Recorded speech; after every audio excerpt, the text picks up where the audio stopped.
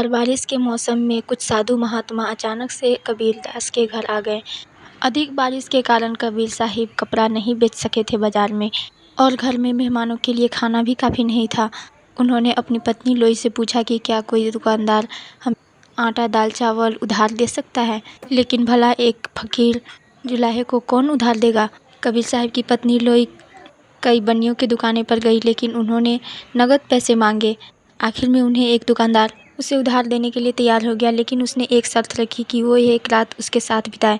ऐसी निष्ठा भरी शब्द सुनकर लोई को बुरा तो बहुत लगा, किंतु वह चुप रही। घर आकर लोई ने खाना बनाया और जो बातचीत उस बनिया से हुई थी उसने सारी बातें कबीर साहिब को बता दी। रात होने पर कबीर साहिब ने कहा कि अब बनिए का कर्ज उतारने का समय आ गया है, लेकिन चिंता मत करना, मालिक सब ठीक करेंगे।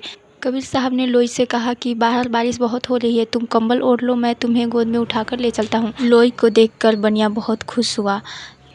उसने देखा इतने बारिश के बावजूद लोई के न कपड़े गीले हैं न पाँव में कीचड़ लगे हुए हैं। लोई को ऐसा देखकर उसे बहुत आश्चर्य हुआ। उसने लोई से पूछा कि क्या बात है कि तुम इतने कीचड़ भरे रास्ते से आई हो, फिर भी तुम्हारे पाँव में न कीचड़ है न तुम्हारे कपड़े गीले हैं। तब लोई ने जवाब दिया, इसमें कोई हैरानी की बात नहीं है, मेरे पति मुझे कंबल ओढ़ाकर और अपने पीठ पर बैठाकर लाए हैं। यह सुनकर बनिया दंग रह गया। लोई का निश्चल निष्पाप चेहरा देखकर लोई प्रभावित हुआ, बनिया प्रभावित हुआ। वह अजीब विश्वास से उसको देखता रहा। तब लोई ने कहा कि उसका पति उसको ले जाने के लिए बाहर इंतजार कर रहे हैं। तब बनिया अपनी नीचता और कबीर साहिब की महानता देखकर शर्म से पानी पानी हो गया। उसने लोई और कबीर साहिब से घुटने टेक कर माफ़ी मांगी।